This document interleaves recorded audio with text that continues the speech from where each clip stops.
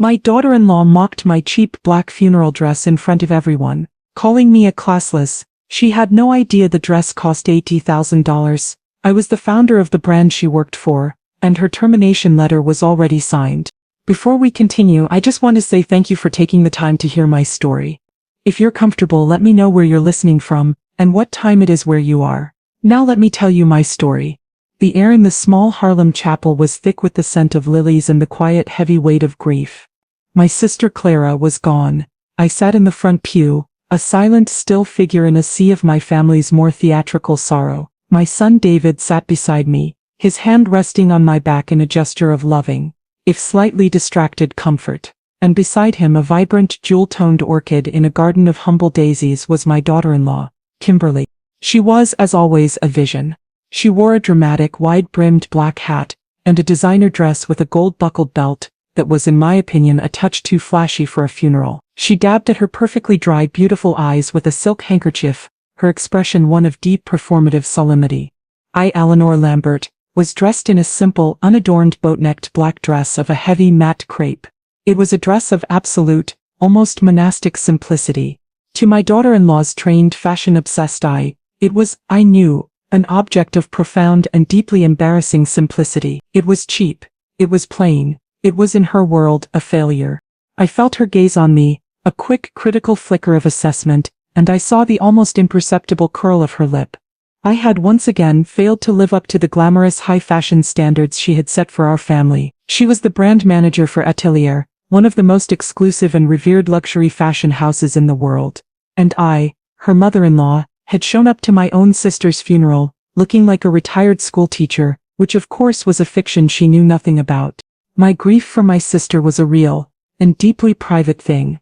It was a quiet, cold stone in the pit of my stomach. We had been the only two left, the two pillars of our small family, and now there was only one. As the pastor's eulogy washed over me, a warm, soothing river of scripture and memory, I found my mind drifting, not to my sister but to my son's wife, and to the quiet ticking time bomb that her presence in our family had become. Her condescension, her constant subtle digs at my simple taste, her obsession with the flashy logo-driven world of fashion. It had all been a low, annoying hum in the background of my quiet, retired life. But lately, the hum had been growing louder, more insistent, and I knew a day of reckoning was coming. I just never imagined it would be at my own sister's funeral. The reception after the funeral was at my home, a spacious pre-war apartment on the Upper West Side with high ceilings and a view of the park.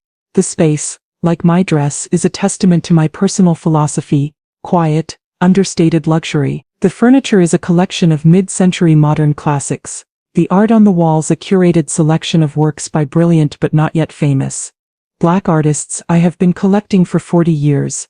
There is not a single visible brand name in the entire apartment. It is a space that whispers its value, rather than shouting it. Kimberly, of course, did not appreciate the whisper. She moved through my home with the air of a disappointed real estate agent, her eyes scanning the clean lines and the uncluttered surfaces with a look of profound and deeply insulting pity. "Eleanor, your home has such potential," she said to me, her voice a low, confidential murmur as she cornered me by the fireplace. A small group of my cousins and old friends were within earshot. With the right designer, we could really elevate this space. A few statement pieces, some more opulent textures. "This minimalist thing is so dated." She was, in her own deeply condescending way, trying to be helpful. She was offering to save me from my own bad taste. "I like it," I said, my voice a quiet, simple, and utterly immovable thing. "It's peaceful." "Oh, of course," she said, with a small, tinkling laugh that was designed to include the nearby guests in her gentle mockery of me. "But a home should be an expression of one's success, don't you think? A showcase. Your son is one of the most brilliant pediatric surgeons in the city. You, his mother, should live in a space that reflects that." The implication, of course, was that my home did not reflect success. That it was the humble, slightly shabby dwelling of a simple, retired old woman. That it was, like my dress, a source of public shame for her and for my son. An old family friend, a woman who had known me since I was a girl in Harlem, gave Kimberly a look of such cold, sharp disapproval that it could have cut glass. Kimberly, in her arrogant, self-absorbed bubble, did not even notice.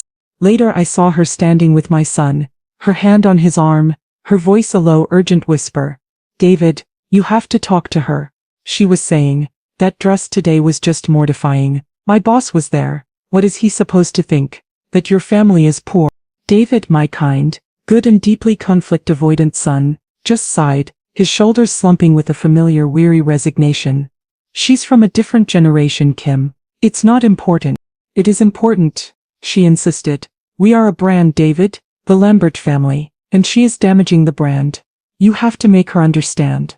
I turned away, my heart a cold heavy ache in my chest. She was not just my daughter-in-law, she was a hostile corporate entity, and I was a poorly performing asset that was dragging down the value of her personal stock. That evening, after the last of the mourners had departed, leaving behind a house that was once again too quiet, David stayed behind to help me clean up. It was a gesture of love, of his innate, gentle kindness, and I was so grateful for it. We worked in a comfortable, familiar silence for a while, clearing plates, washing glasses. Finally he broke the quiet, his voice hesitant, as if he were treading on delicate ground.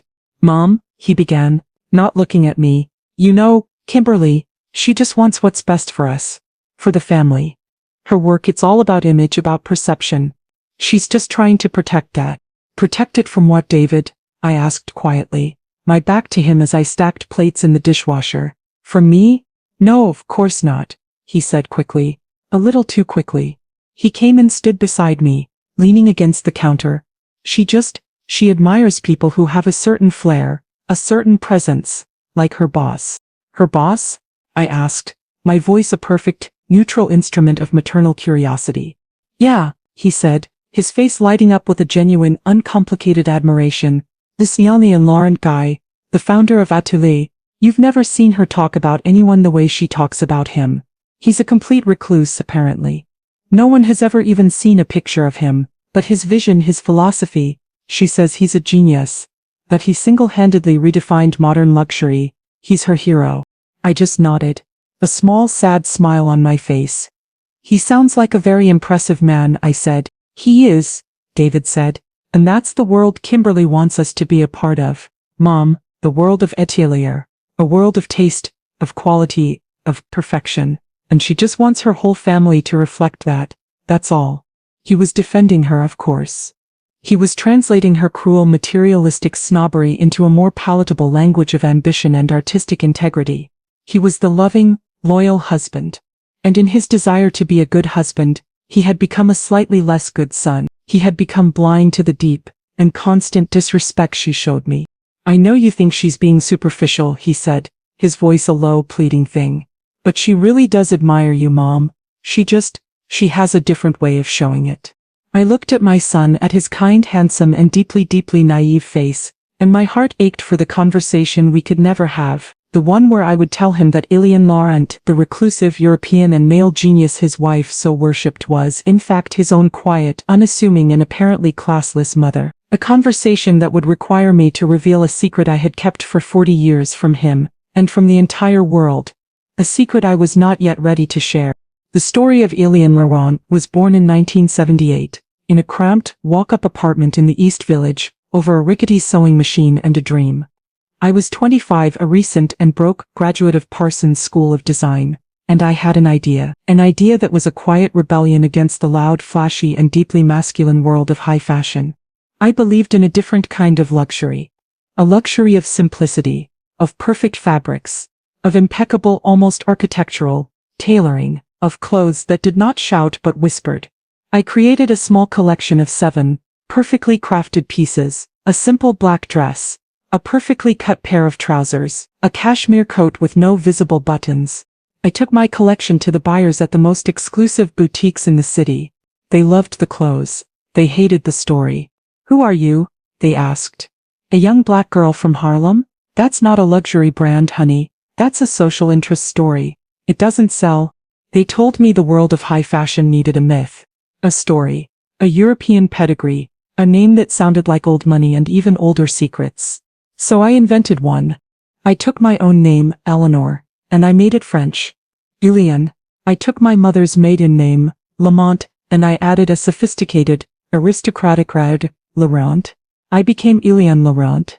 A mysterious, reclusive, and almost certainly male European designer. And I created a myth. I said he worked from a private, unlisted atelier in Antwerp, that he refused to be photographed, that he believed the clothes, not the designer, should be the star. And it worked.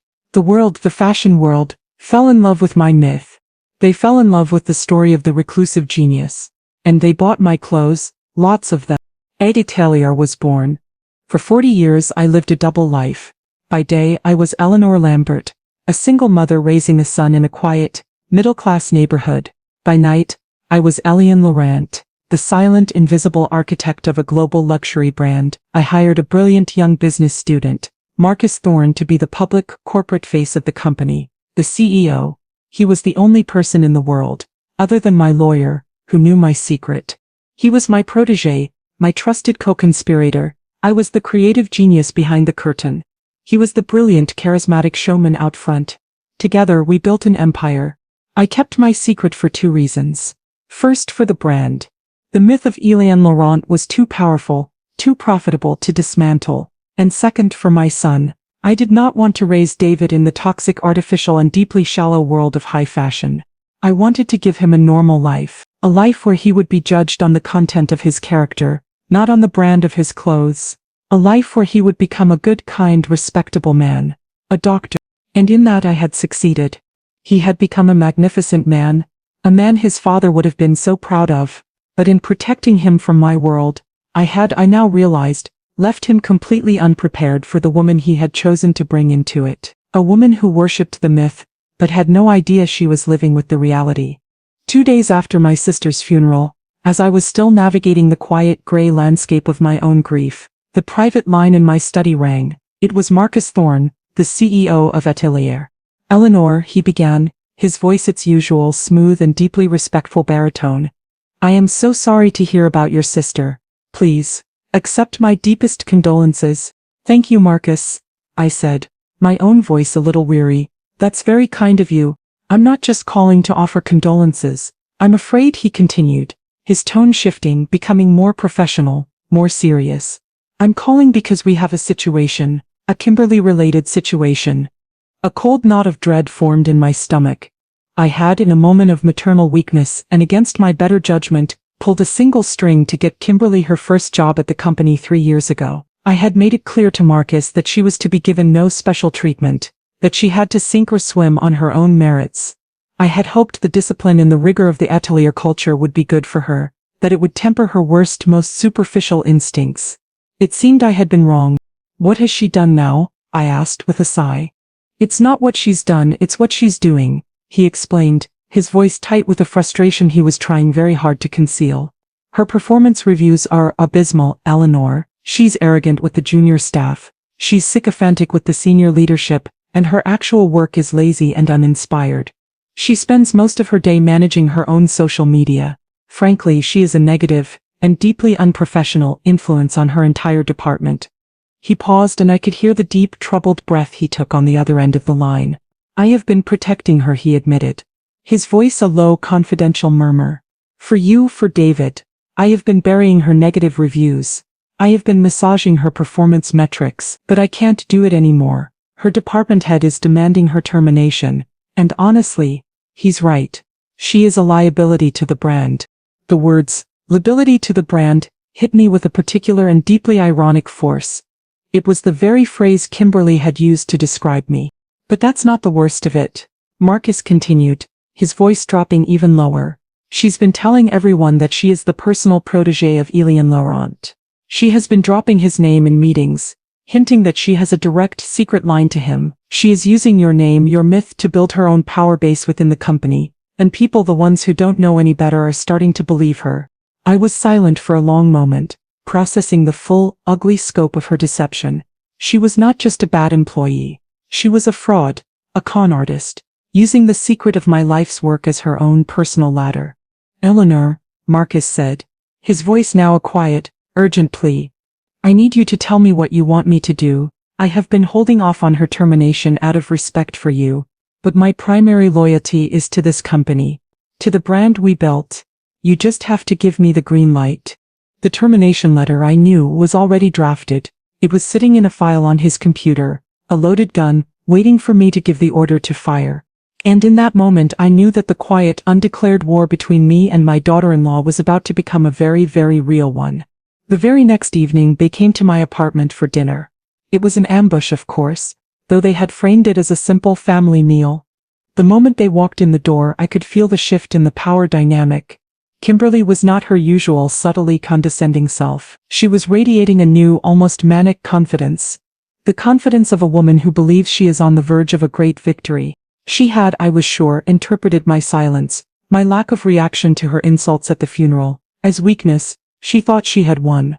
She thought I was a defeated old woman. They came bearing a ridiculously expensive bottle of champagne. A celebration, Kimberly had announced, a little too loudly as she swept into my living room. "And what are we celebrating, dear?" I had asked, my voice a quiet, calm counterpoint to her bright, brittle energy. "My promotion," she had declared, her eyes shining with a triumphant, avaricious light. "Marcus Thorne, the CEO, is creating a new position, Vice President of North American Branding. And it's mine. It's practically a sure thing. There's just one final step." She had then, with a grand theatrical flourish, laid out her plan. It was not a request, it was an ultimatum, cloaked in the language of a loving family favor. "The final decision comes down to Marcus and the board, of course," she had explained, her voice a low conspiratorial purr. "And I need to seal the deal. I need to show them that I have the right connections, the right foundation. So I have told Marcus that my mother-in-law, the widow of the great Dr. David Lambert Sr., would be honored to host a small intimate dinner for him, at her beautiful historic apartment, this Saturday." She had looked at me, her smile a dazzling and deeply threatening thing. "It's just a small, simple dinner," she had continued, her voice a sweet, poisonous melody. "You won't have to do a thing. I will handle the caterers, the flowers. I just need you in your apartment as a prop, a beautiful, elegant and deeply respectable backdrop for my final interview." She was not just asking to use my home. She was asking to use me, my name, my late husband's reputation, my quiet, understated elegance. She wanted to wear it all like a costume, a borrowed cloak of respectability to hide her own shallow, grasping ambition. David, my son, had just stood there, a weak, hopeful smile on his face. "It would mean a lot to her, Mom," he had said. "It would be a huge help to her career." I had looked at her bright, triumphant and deeply clueless face. She had no idea that I had spoken to Marcus just the day before. She had no idea that her promotion was a complete and utter fiction. She had no idea that her career at Atelier was not on the verge of a glorious ascent, but on the verge of a catastrophic and imminent extinction. She was walking into a trap of her own making, and she was asking me, the master of the hunt, to help her set it. The irony was so profound, so deeply, darkly and beautifully satisfying, that it was all I could do not to laugh out loud. "Of course, darling," I had said, my own voice a masterpiece of warm maternal and deeply fraudulent support. "I would be honored to host a dinner for your boss. Anything for my family." The night of the dinner party arrived. I had, as promised, allowed Kimberly to take over my home. She had been here all day, a whirlwind of frantic creative energy, directing a small army of caterers and florists. She had, in her own words, elevated my space, which meant she had filled my quiet, minimalist apartment with massive, ostentatious arrangements of white orchids and had hired a string quartet to play softly in the corner. The effect was not elegant, it was the lobby of a new and very expensive Dubai hotel. I had retreated to my bedroom, a quiet, amused observer of the chaos. The dinner was not, as she had claimed, a small, intimate affair. There were 20 guests, a curated collection of fashion journalists, influential bloggers and a few junior executives from Atelier, all of whom were there to witness Kimberly's final triumphant ascent. And of course the guest of honor, her boss, Marcus Thorne. I dressed for the evening with a quiet, deliberate care. I did not choose one of my more formal, elegant gowns. I chose, instead, the same, simple, unadorned, boat-necked black dress I had worn to my sister's funeral just a week before. The cheap dress. It was a quiet, subtle and deeply personal act of defiance. A final, silent test. I made my entrance as the party was in full swing. Marcus Thorne, ever the loyal co-conspirator, greeted me with a warm, respectful kiss on the cheek. His eyes for a fraction of a second met mine, and in them I saw a flicker of shared, grim amusement. He knew exactly what I was doing. "Kimberly," who was holding court in the center of the room, a glass of champagne in her hand, saw me, and I saw the look on her face. A flicker of pure unadulterated horror, followed by a wave of deep and deeply public embarrassment. I had done it again. I had shown up to her perfect, glamorous, and deeply important party looking like me. She excused herself from her circle of admirers and glided over to me, her smile a tight, brittle, and deeply furious thing. "Eleanor," she hissed, her voice a low, venomous whisper. "What are you wearing? That is the same, simple dress you wore to the funeral. This is a celebration. My celebration. You look classless."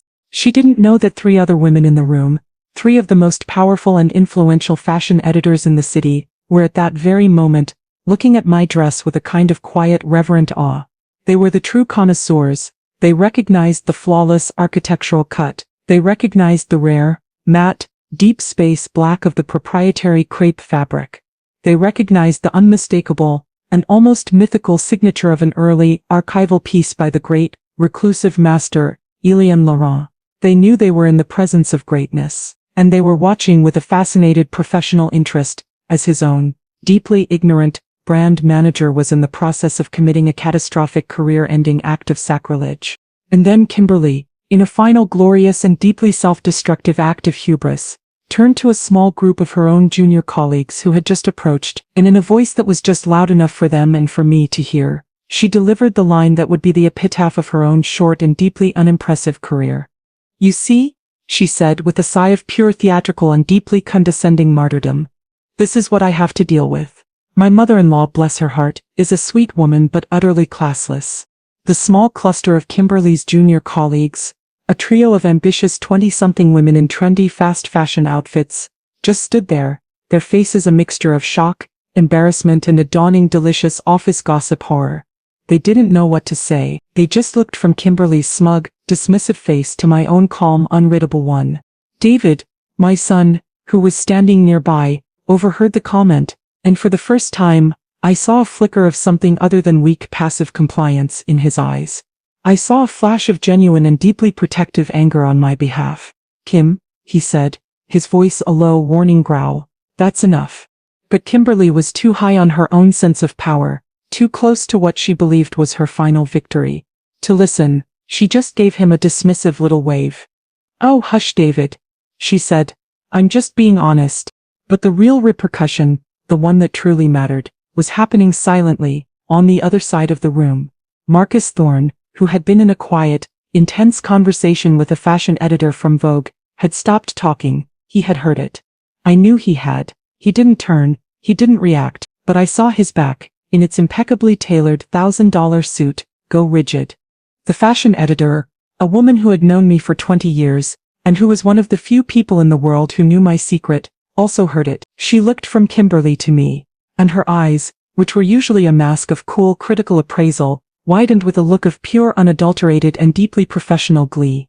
She was not just witnessing a family squabble, she was witnessing the implosion of a brand manager who had just insulted the very god she was supposed to be worshipping. This was not just gossip, this was a cover story. I, however, remained a perfect still pool of calm. I did not get angry. I did not get defensive. I simply gave Kimberly a small, sad, and deeply pitying smile. The smile of a queen for a court jester who has just made a fatal and deeply unfunny joke. "If you'll excuse me," I said, my voice a quiet and utterly unshakable thing. "I believe I need to check on the canapés." And with that I turned and walked away, leaving her standing there in the center of a suddenly very awkward, very silent, and very, very judgmental little circle. The social grenade had been thrown, and the pin had just been pulled. I did not go to the kitchen. I went to my study. I walked down the quiet, book-lined hallway, and slipped into my sanctuary, closing the heavy oak door behind me, shutting out the noise and the lies of the party. I needed a moment to let the cold, furious rage that was now a glacier in my chest settle. A minute later, there was a soft, discreet knock on the door. It was Marcus. He came into the room and closed the door behind him.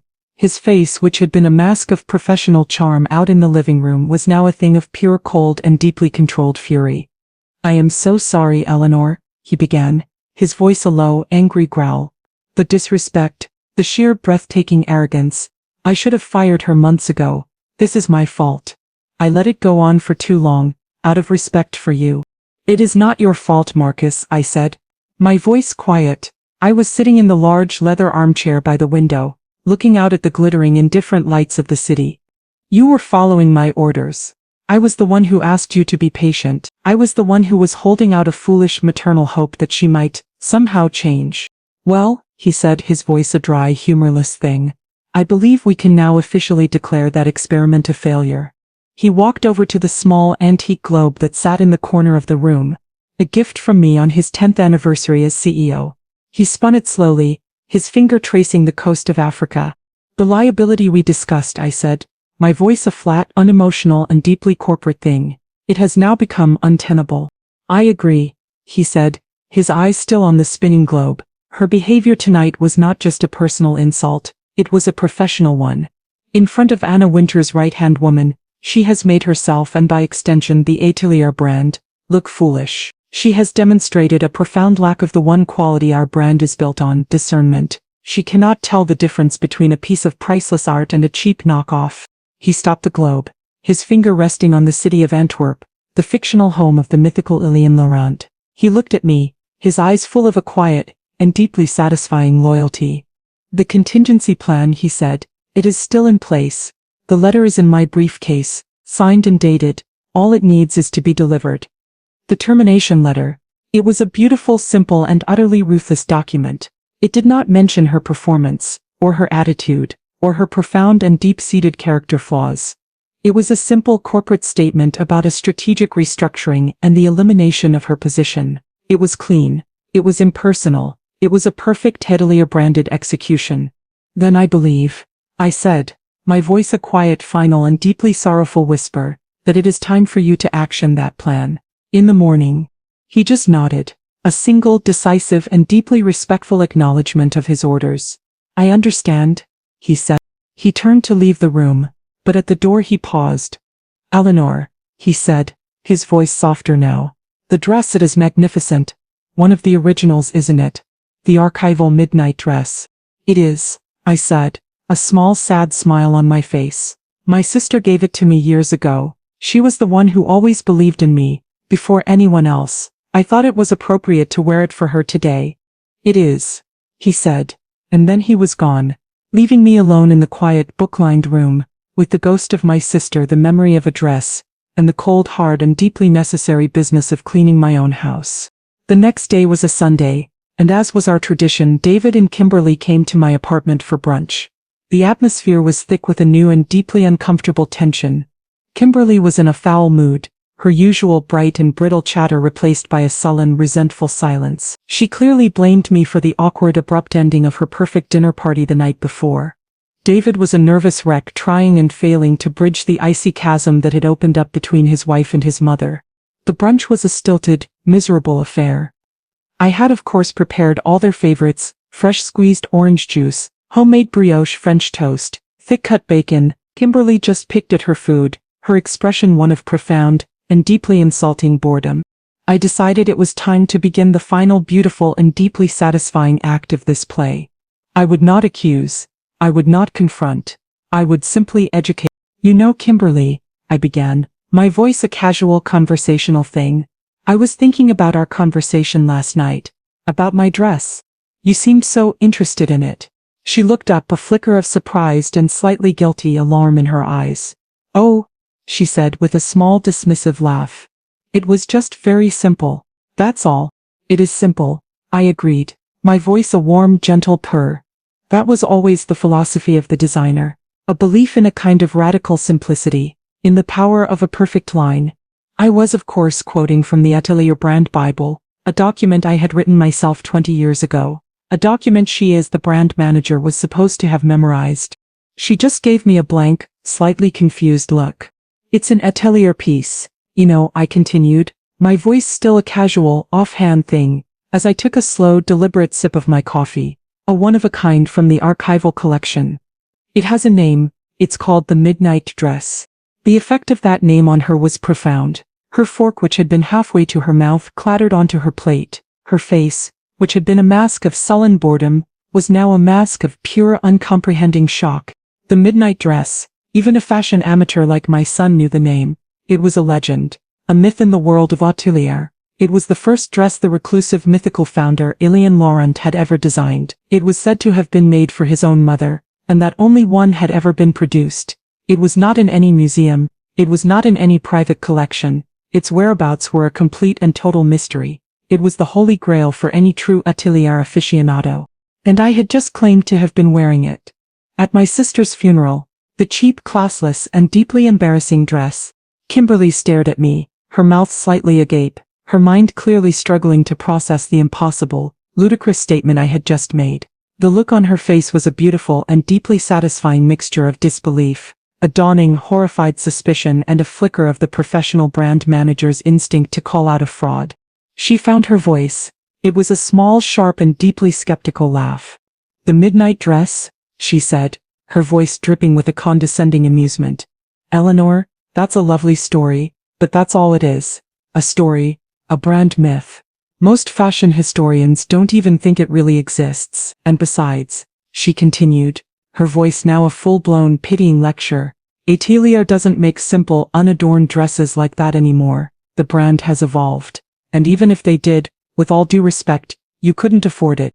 The insult, the final casual and deeply miscalculated assertion of my financial and social inferiority, was the cue for my final, beautiful, and deeply satisfying checkmate. I gave her a small, sad, and deeply pitying smile. The very same smile she had given me so many times. "Oh, but it does exist, my dear," I said, my voice a gentle and utterly unshakable thing, "and you are right, it is prohibitively expensive."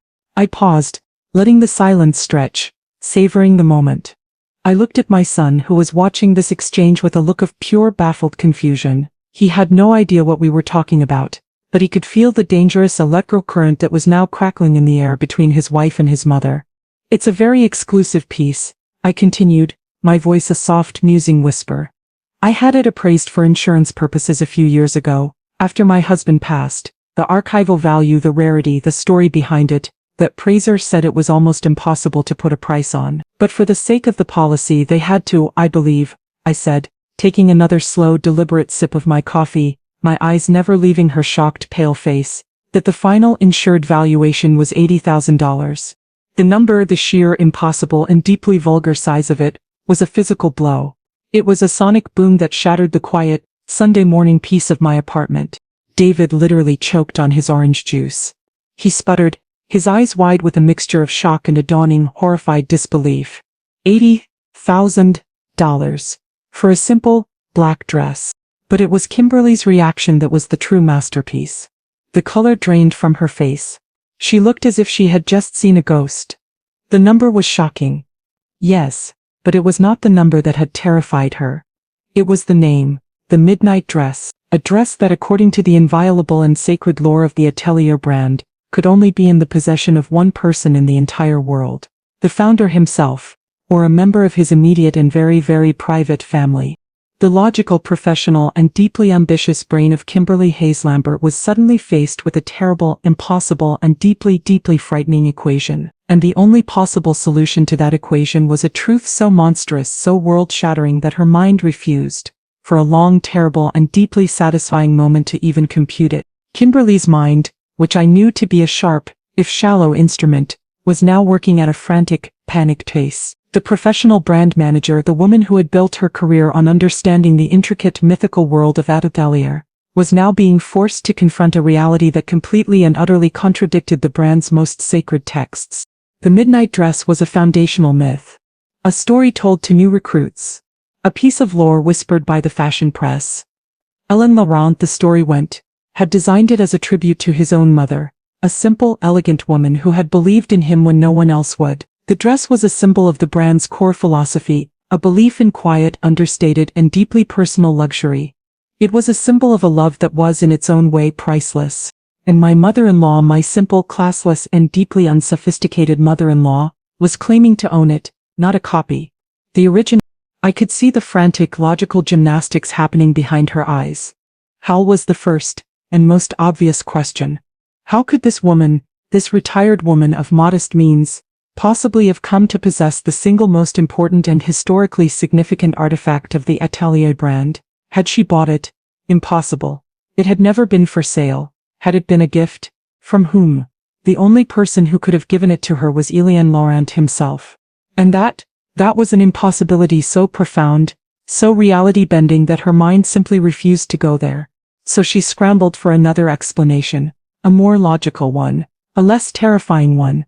It must be a copy, she finally managed to say, her voice a thin, reedy thing. A very good one, perhaps. There are artisans who specialize in that sort of thing. A copy? I said, and I allowed a small, almost imperceptible and deeply amused smile to touch my lips. An $80,000 copy? I believe my insurance company and the appraisers from Sotheby's might have a different opinion. The name Sotheby's was another perfectly placed and deeply satisfying blow. It was a name she understood. A name that carried the unmistakable and deeply intimidating weight of authenticity. Her mind was now a frantic, cornered animal, searching for an escape that did not exist. The walls of her own arrogant and deeply held beliefs were closing in on her. The world as she knew it was beginning to unravel. And it was in that moment of her profound and deeply satisfying internal chaos that her phone, which was sitting on the table beside her untouched plate of French toast, began to buzz. It was not a gentle, discreet vibration. It was a loud, insistent and deeply jarring buzz, the kind reserved for an urgent and deeply important call. She looked at the screen. The caller ID was Marcus Thorne, CEO. A new, cold and very different kind of dread appeared in her eyes. The professional brand manager, the one who had been so confident in her impending promotion just 2 days ago, was now being summoned by the king. On a Sunday morning. I have to take this, she stammered, her voice a shaky, uncertain thing. She fumbled for the phone, her hand trembling slightly. Of course, dear, I said, my voice a soothing, gentle purr. It must be important. She stood up from the table and walked, with a new unsteady gait, into the other room to take the call. She closed the door behind her. David looked at me, his face a mask of pure, uncomprehending confusion. What is going on, Mom? He asked, his voice a low, worried whisper. What was all that about the dress?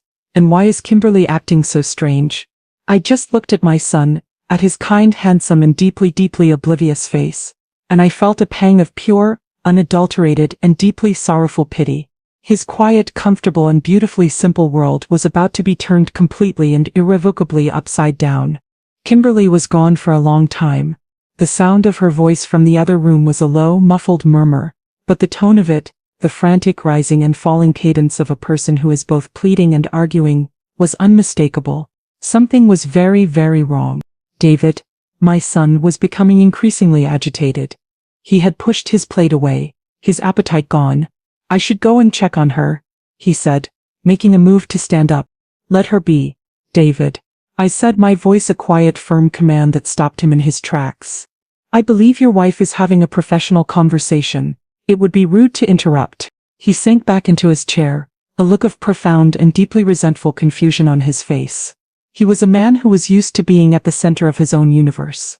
And in this moment he was a clueless and deeply irrelevant bystander to a drama he did not understand. Finally, after what felt like an eternity, the door to the other room opened, and Kimberly returned. She was a different woman from the one who had left.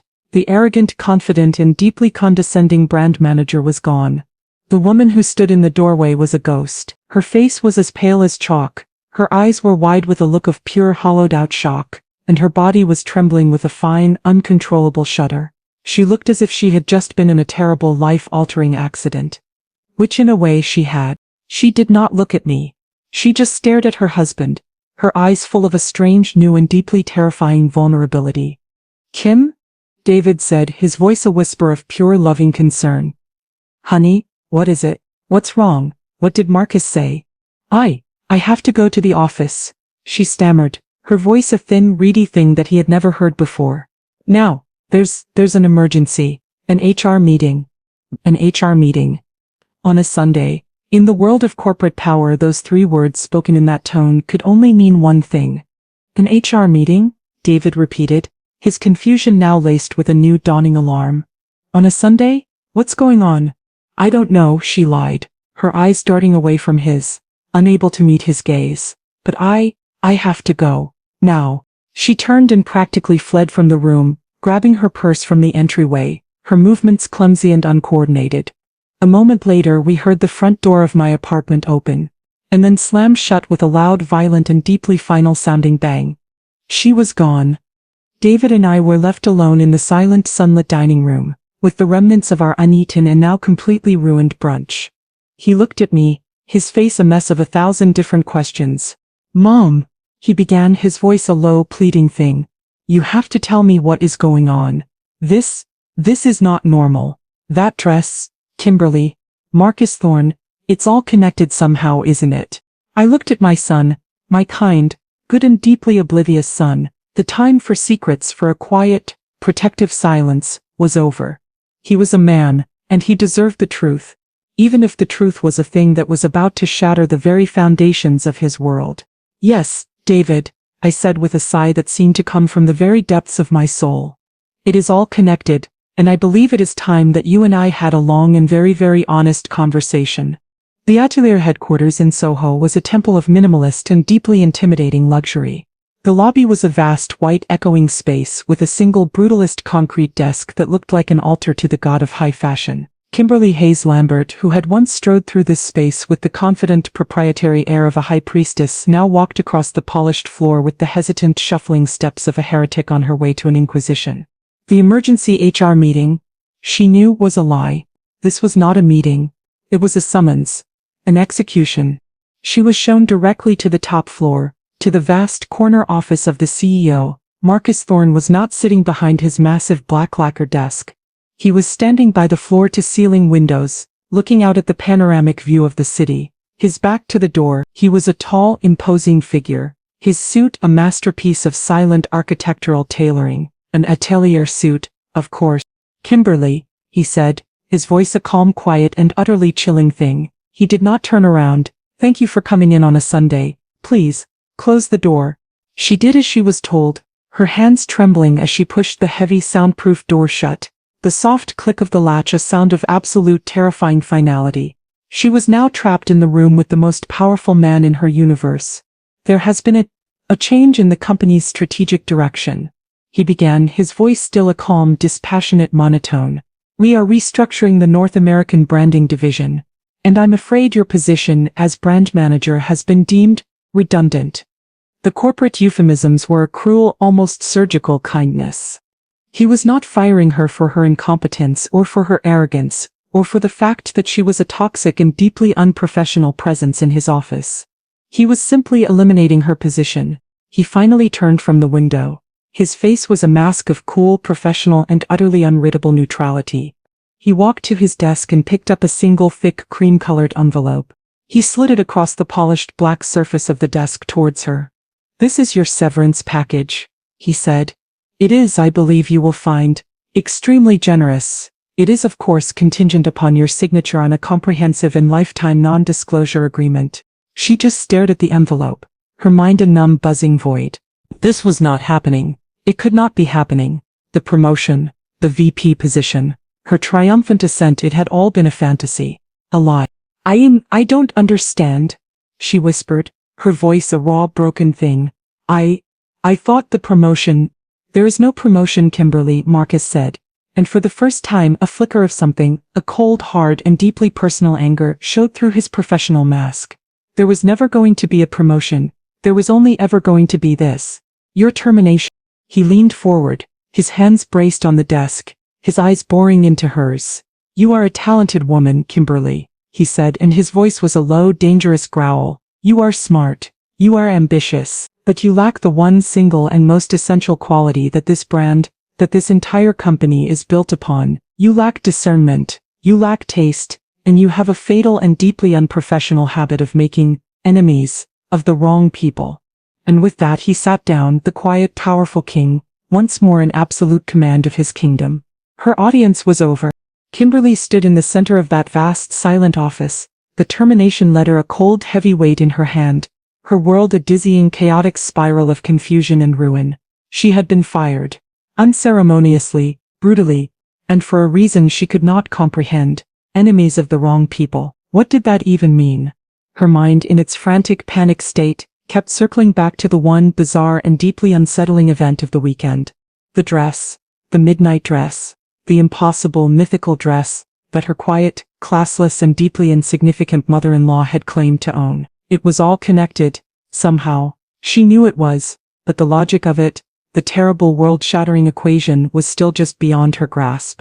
And then Marcus Thorne, with a final quiet and utterly devastating flourish, decided to solve the equation for her. "There is one more thing," he said, his voice once again the calm, professional instrument of the CEO. He pushed another thinner document across the desk towards her. "As I mentioned, your severance is contingent upon your signature on this. The non-disclosure agreement. It is a standard Atelier document, but with one very specific and non-negotiable addendum." She looked at the document. It was dense with legal jargon, but she saw the key phrase, highlighted in bold, the identity of the founder, Mr. Elian Laurent. "The founder," Marcus continued, his voice a low, almost conversational thing, "values his privacy above all else. His anonymity is the cornerstone of the brand's mystique. You have, I am told, been overly familiar with his name in recent months. This document is to ensure that your departure from the company does not result in any unfortunate leaks to the press." He paused, letting the weight of his words, the veiled but very real threat, sink in. "As I am sure you can appreciate," he said, a slow, cold and deeply satisfying smile finally touching his lips, "he would be most displeased if his private family life were to become a matter of public speculation. And as you have so recently and so publicly demonstrated, you have a rather unfortunate habit of speaking ill of his family." And then he delivered the final beautiful and world-ending blow. He looked her directly in the eye, his own gaze full of a quiet, triumphant and deeply personal satisfaction.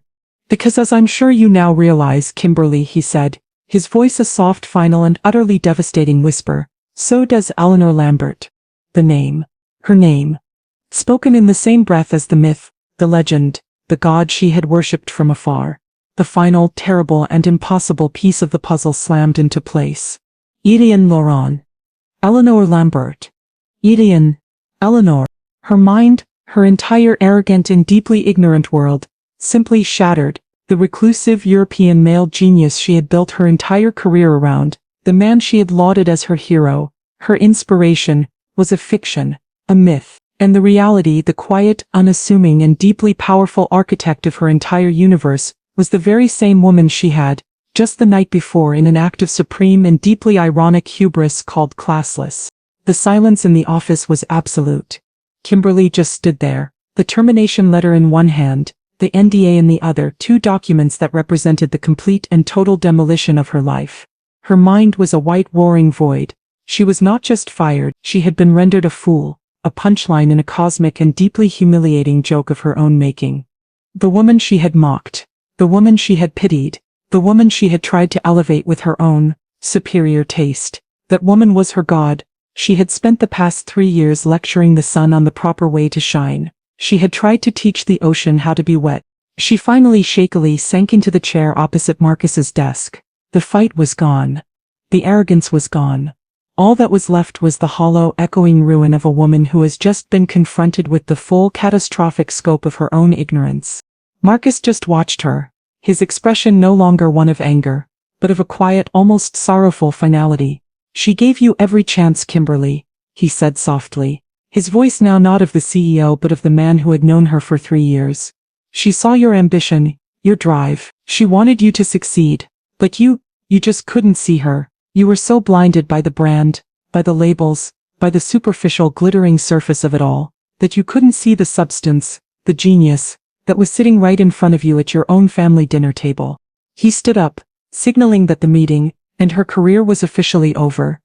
"Sign the papers," he said, his voice once again the cool professional instrument of command. "Take your generous severance, and disappear. It is the kindest and most elegant exit strategy she could have possibly offered you." The final scene took place not in the gleaming minimalist world of Atelier, but in the warm, quiet, and deeply authentic world of my own home. David, my son, was sitting in the armchair opposite me, his face a pale, stunned mask of disbelief. I had just, after 40 years of silence, told him the truth. All of it. He looked from me, his quiet, unassuming mother, to the simple black dress that was now draped carefully over a nearby chair.